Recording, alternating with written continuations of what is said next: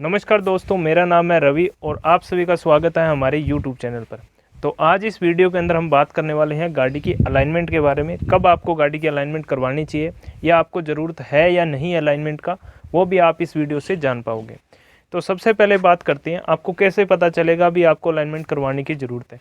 अगर आपकी गाड़ी के जो टायर्स हैं वो बाहर की साइड से और अंदर की साइड से प्रॉपर घिसाई नहीं ले रहे हैं या एक साइड से ज़्यादा घिस रहे हैं, तो इसका मतलब है आपको अलाइनमेंट करवाने की ज़रूरत है। अब आपको ये कैसे पता चलेगा भी किस टाइप की अलाइनमेंट आपकी गाड़ी के अंदर होनी चाहिए, तो वो सब कुछ जो है आज इस वीडियो के अंदर हम डिस्कस करेंगे। तो फटाफट से कीजिए वीडियो को लाइक। चलिए शुरू करते हैं। तो जब हम अलाइनमेंट की बात करते हैं तो गाड़ी के अंदर जो है 3 ऑपरेशन फॉलो किए जाते हैं कॉमनली। वैसे बहुत सारे ऑपरेशंस जो हैं इसके अंदर काम में आते हैं, मेन जो है हम 3 की बात करेंगे। जिसके अंदर सबसे पहला आ जाता है व्हील बैलेंसिंग, जिसके अंदर क्या किया जाता है, इस टायर को यहाँ से हटा के और एक मशीन के ऊपर चढ़ाया जाता है। वहाँ पर इसका जो वेट डिस्ट्रीब्यूशन होता है उसको इक्वल किया जाता है। मान लीजिए टायर के ऊपर यहाँ पे वेट ज़्यादा है, तो उस कंडीशन में क्या करते हैं, इसके सामने जो है हल्का सा वेट लगा दिया जाता है इसको बैलेंस करने के लिए। टायर के अंदर की साइड और बाहर की साइड दोनों तरफ से जो है व्हील बैलेंसिंग की जाती है। व्हील बैलेंसिंग के बाद जो है कैम्बर परफॉर्म होता है। कैम्बर के अंदर क्या होता है, ये जो टायर है इसका वर्टिकल एक्सिस जो है उसको सेट किया जाता है, यानी कि ये टायर जो है रोड के ऊपर बिल्कुल सीधा टच होना चाहिए। जो नीचे की टायर की सरफेस है वो रोड के ऊपर एकदम बिल्कुल जो है फ्लैट टिकनी चाहिए। ये चीज़ सेट होती है कैम्बर के अंदर। आगे मैं बताऊँगा किस तरीके से ये परफॉर्म होते हैं। और जो थर्ड आ जाता है वो आता है अपना जो है टॉय। इसके अंदर क्या होता है, ये मान लीजिए दोनों अपने टायर हैं। इन टायर को अगर हम अंदर की तरफ इस तरीके से घुमा दें तो ये हुआ अपना टॉय इन, और जब इनको हम बाहर की तरफ घुमा दें ये अपना टॉय आउट होता है।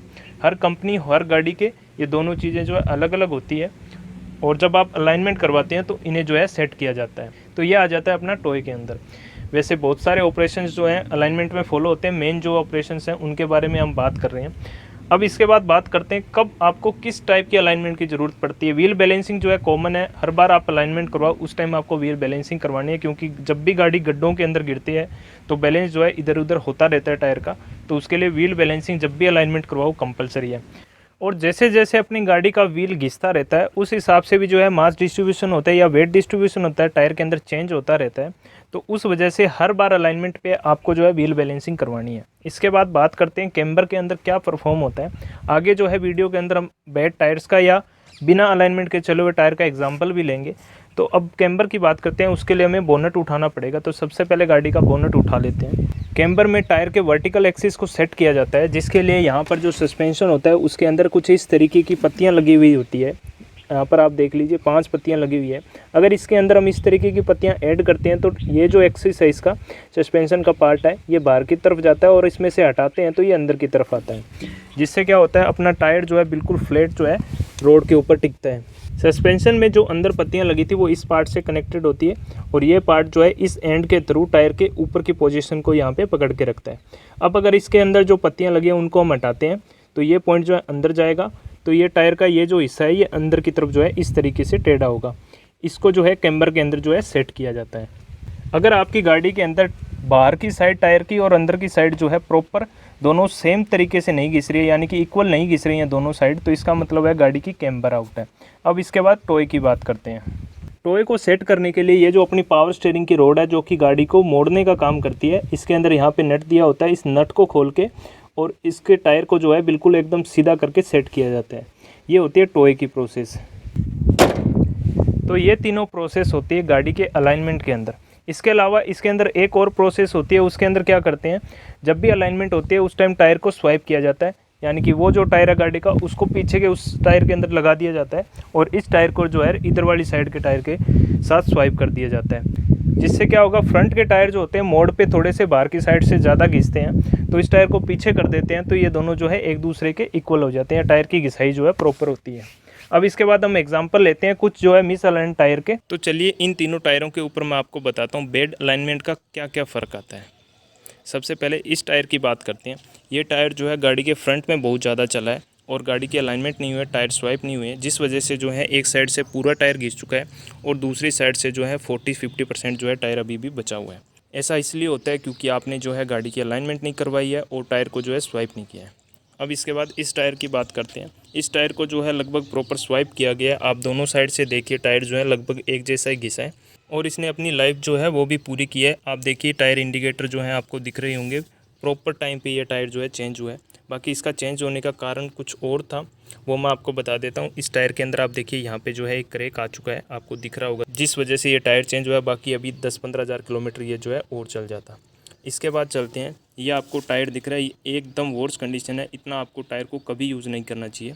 इसके अंदर आप देखिए, ये भी टायर जो है मिस अलाइनमेंट के अंदर चला है। स्वाइप तो हुआ है, पर लास्ट के अंदर मान लीजिए आपने स्वाइप नहीं किया या कुछ इस तरीके की प्रॉब्लम है। और अगर आपकी गाड़ी के टायर की कंडीशन कुछ इस तरीके से है, तो आप कितनी भी अलाइनमेंट करवा लीजिए, आपकी गाड़ी जो है बिल्कुल बैलेंस में नहीं चलेगी, हैंडलिंग अच्छी नहीं होगी। क्योंकि इस तरीके के टायर जो है, इनकी सरफेस जो है अनरेगुलर हो जाती है। आप इस तरीके से टायर के ऊपर हाथ घुमा के देख सकते हैं, जिसकी वजह से जो है ये रोड पे चलते टाइम वाइब्रेशन क्रिएट करते हैं और गाड़ी का स्टीयरिंग जो है हिलेगा इनकी वजह से। इन टायरों की कंडीशन से आप अंदाज़ा लगा सकते हो आपको व्हील बैलेंसिंग और अलाइनमेंट क्यों करवानी चाहिए गाड़ी की। अगर आपने अभी तक गाड़ी की अलाइनमेंट नहीं करवाई है या आपकी गाड़ी के टायरों की कंडीशन कुछ इस तरीके से हो चुकी है, तो आप तुरंत जो है अपनी गाड़ी के टायर चेंज करवाएं। इस तरीके के टायर जो है ब्लास्ट हो सकते हैं या इमरजेंसी के अंदर आपको जो है धोखा दे सकते हैं। बाकी टायरों के बारे में आपको आई बटन के अंदर लिंक मिल जाएगी, जिसमें पूरी डिटेल मिल जाएगी, किस तरीके के टायर होते हैं, कैसे आप पहचानोगे टायर की लाइफ ओवर हो चुकी है, किस टाइम आपको टायर चेंज करवाना चाहिए। और एक बात और आपको बताते हैं, इस तरीके के टायर जो हैं, इसने अभी तक जो है 50% अपनी लाइफ कंप्लीट की है और ये टायर जो अब यूज़ का नहीं रहा। तो इस तरीके से अगर आपके गाड़ी के टायर चलते हैं तो उनकी लाइफ भी कम होती है और रिस्क तो आपको सामने दिख ही रही है। अभी आपने एग्जांपल देखे मिस अलाइन टायर के। अगर हम गाड़ी की अलाइनमेंट प्रॉपर टाइम पे नहीं करते हैं तो ऐसी हालत होती है टायरों की। अब इसके बाद बात करते हैं कौन कौन से रीज़न होते हैं या किस वजह से आपको पता चलेगा भी गाड़ी की अलाइनमेंट करवानी चाहिए। सबसे पहला जो हो गया मिस अलाइन टायर। उसके बाद दूसरा हो जाता है ब्रेक लगने पे गाड़ी का एक साइड की तरफ खींचना। इसके अलावा ब्रेक लगने पे अगर गाड़ी अनकंट्रोल होती है तो भी वो मिस अलाइनमेंट की वजह से होती है। इसके बाद जो है टायर की घिसाई प्रॉपर नहीं होना, ये हमने डिस्कस भी कर लिया।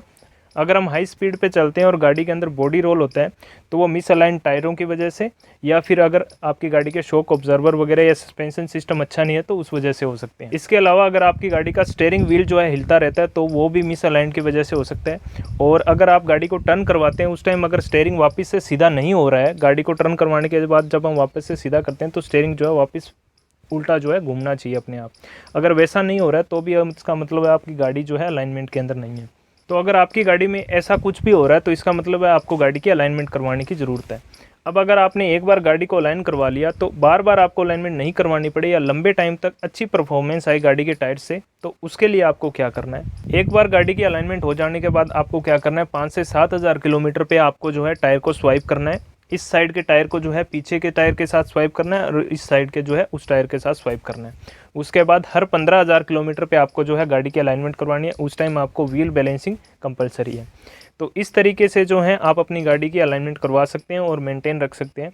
अलाइनमेंट बहुत ही इंपॉर्टेंट पार्ट है गाड़ी का। हम बहुत सी बार ध्यान नहीं देते, गाड़ी जैसे चल रही है चलाने देते हैं, पर वो बिल्कुल भी सही नहीं रहता है। अगर हम प्रॉपर अलाइनमेंट रखते हैं तो गाड़ी जो है माइलेज भी अच्छा देती है। इसके अलावा अगर टायर प्रॉपर अच्छे तरीके से घिसेंगे तो टायर भी लंबे टाइम तक चलेंगे।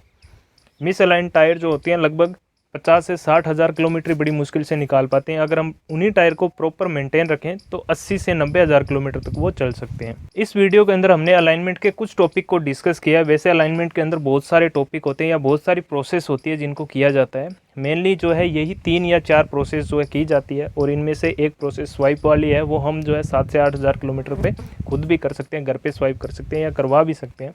तो ये थी हमारी वीडियो। आई होप आपको वीडियो पसंद आई होगी। वीडियो पसंद आई तो वीडियो को लाइक ज़रूर करें। हम आपसे मिलते हैं आगे किसी और वीडियो के अंदर किसी और टॉपिक के साथ। तब तक के लिए